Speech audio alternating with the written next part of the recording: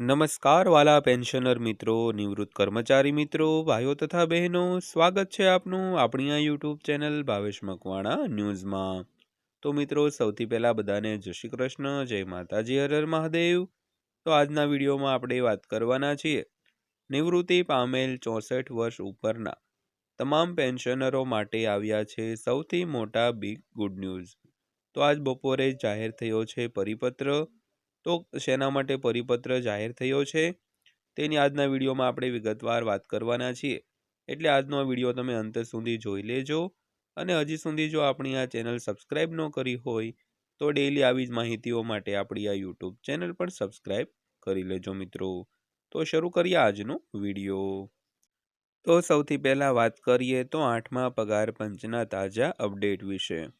તો દેશભરના 10 મિલિયનથી વધુ કેન્દ્ર સરકારના કર્મચારીઓ અને પેન્શનરો લાંબા સમયથી 8મા પગાર પંચના અમલીકરણની આતુરતાથી રાહ જોઈ રહ્યા છે, કારણ કે એકવાર નવું પગાર પંચ લાગુ થઈ જશે ત્યારે કર્મચારીઓના પગાર, પેન્શન અને ડીએડીઆરમાં નોંધપાત્ર વધારો થશે।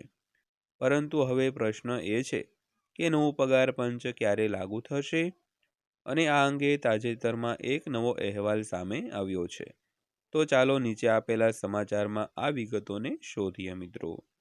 તો ખાસ કરીને જે દેશભરના 10 મિલિયનથી વધુ કેન્દ્ર સરકારના કર્મચારીઓ અને પેન્શનરો છે તેમના માટે આ 8મું પગાર પંચ છે તે ખૂબ જ મહત્વપૂર્ણ છે, કારણ કે 8મા પગાર પંચને લીધે તેમના પગાર પેન્શનમાં મોટો એવો વધારો થવાનો છે, અને દરેક કર્મચારી પેન્શનરો તેના અમલીકરણની આતુરતાથી રાહ પણ જોઈ રહ્યા છે। તો ત્યારે કર્મચારીઓ અને પેન્શનરોના પગાર, પેન્શન અને ડીએડીઆરમાં નોંધપાત્ર પણ વધારો થશે મિત્રો। ત્યારબાદ વાત કરીએ તો સરકારે જાન્યુઆરી 2025માં 8મા પગાર પંચની જાહેરાત કરી હતી, પરંતુ 10 મહિનાની લાંબી રાહ જોયા પછી સરકારે હવે ટીઓઆરને મંજૂરી આપી દીધી છે। તો આનાથી કર્મચારીઓમાં આશા પણ જાગી છે કે નવું પગાર પંચ ટૂંક સમયમાં લાગુ થશે। તો દરેક વ્યક્તિ જાણવા માંગે છે કે 8મું પગાર પંચ ક્યારે આવશે, તો શું ખરેખર પગાર અને પેન્શનમાં મોટો ઉછાળો થવાનો છે, અને પગાર ક્યારે વધશે, પેન્શન લાભો કેટલા હશે, અને શું ડીએને પગારમાં મર્જ કરવામાં આવશે। તો તાજેતરમાં સરકારે 8મા પગાર પંચ અંગે ચાલી રહેલી અટકળો પર સંદર્ભમાં જે સંસદમાં પ્રતિક્રિયા આપી છે, જેને કારણે 8મા પગાર પંચ અંગેનું ચિત્ર છે તે સ્પષ્ટ થઈ ગયું છે મિત્રો। ત્યારબાદ વાત કરીએ તો કેન્દ્ર સરકારે નવેમ્બર 2025માં 8મા પગાર પંચ માટેના નિયમોને મંજૂરી આપી દીધી છે। તો કમિશનને સરકારને પોતાનો અહેવાલ સુપરત કરવા માટે 18 મહિનાનો સમય લાગવામાં આવ્યો છે। તો આનો અર્થ એ થયો કે પગાર, ભથ્થા અને પેન્શનની સંપૂર્ણ સમીક્ષાનું કાર્ય હવે ઔપચારિક રીતે શરૂ થઈ ગયું છે મિત્રો। તો સંસદમાં પ્રશ્નના જવાબમાં નાણાં રાજ્યમંત્રી પંકજ ચૌધરીએ સ્પષ્ટતા કરી છે કે પગાર પંચના અમલીકરણની તારીખ અંગે નિર્ણય પછીથી લેવામાં આવશે। તો સરકારે એવી પણ ખાતરી આપી હતી કે ભલામણો મંજૂર થયા પછી જરૂરી ભંડોળની વ્યવસ્થા કરવામાં આવશે મિત્રો। ત્યારબાદ વાત કરીએ તો 7મા પગાર પંચનો કાર્યકાળ ડિસેમ્બર 2025માં સમાપ્ત થશે। તો આમ 8મા પગાર પંચની ભલામણો 1 જાન્યુઆરી 2026થી અમલી માનવામાં આવે છે, પરંતુ કર્મચારીઓએ ખરેખર પગાર વધારા માટે રાહ જોવી પડશે, અને 7મા પગાર પંચનો અમલ જાન્યુઆરી 2026થી થવાનો હતો, પરંતુ સરકારે તેને જૂન 2016માં મંજૂરી આપી હતી। આમ કર્મચારીઓને પાછળથી બાકી પગાર આપવામાં આવ્યા હતા મિત્રો।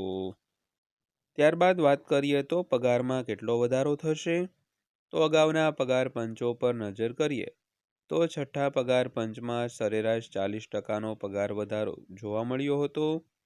તો 7મા પગાર પંચમાં આશરે 25%નો વધારો જોવા મળ્યો હતો। તો 8મા પગાર પંચના પ્રારંભિક અંદાજમાં 20થી 35%નો પગાર વધારો સૂચવવામાં આવ્યો છે મિત્રો। ત્યારબાદ વાત કરીએ તો ફિટમેન્ટ ફેક્ટર કેટલું રાખવામાં આવશે। તો પગાર વધારા માટે ફિટમેન્ટ ફેક્ટર મહત્વપૂર્ણ છે। તો એવો અંદાજ છે કે આ વખતે ફિટમેન્ટ ફેક્ટર 2.4થી 3ની વચ્ચે હોઈ શકે છે. તો જો આવું થાય તો સરકારી કર્મચારીઓના લઘુત્તમ મૂળ પગાર દર મહિને ₹18,000થી વધીને આશરે ₹30,000થી 32,000 થઈ શકે છે. તો સરકારે સ્પષ્ટતા કરી છે કે પેન્શન સુધારણા પણ 8મા પગાર પંચના દાયરામાં છે. તો આનો અર્થ એ થયો કે આશરે 6.5થી 7 મિલિયન પેન્શનરોને પણ આ કમિશનનો લાભ મળશે. તો પેન્શનની ગણતરી કરવા માટે નવા પગાર માળખાને આધારે કરવામાં આવશે, જેને કારણે પેન્શનમાં નોંધપાત્ર વધારો થઈ શકે છે. ત્યારબાદ વાત કરીએ તો શું પગારમાં ડીએ ઉમેરવામાં આવશે? તો 8મા પગાર પંચના અમલીકરણ અંગે ચર્ચા પછી કર્મચારીઓમાં સૌથી મોટો પ્રશ્ન એ છે કે શું ડીએ મૂળ પગારમાં ઉમેરવામાં આવશે? તો સરકારે આ અંગે સ્પષ્ટ જવાબ આપ્યો છે કે હાલમાં ડીએ અને ડીઆર મૂળ પગારમાં ઉમેરવાનો કોઈ પ્રસ્તાવ નથી. તો ભલે ડીએ 50%થી ઉપર ગયો હોય તો કર્મચારીઓને અલગથી ડીએ મળતો રહેશે અને પેન્શનરોને અલગથી ડીઆર આપવામાં આવશે. તો મોંઘવારી ભથ્થું અને મોંઘવારી રાહતની ગણતરી એઆઈસીપીઆઈ ઇન્ડેક્સને આધારે કરવામાં આવશે. તો દર વર્ષે જાન્યુઆરી અને જુલાઈમાં તેમાં સુધારો પણ કરવામાં આવે છે મિત્રો. તો મિત્રો આ હતી આજની માહિતી પસંદ આવી હોય, વિડીયો સારો લાગ્યો હોય તો વિડીયોને લાઈક કરજો અને આવી જ માહિતીઓ માટે આપણી આ ચેનલ સબસ્ક્રાઈબ કરી લેજો.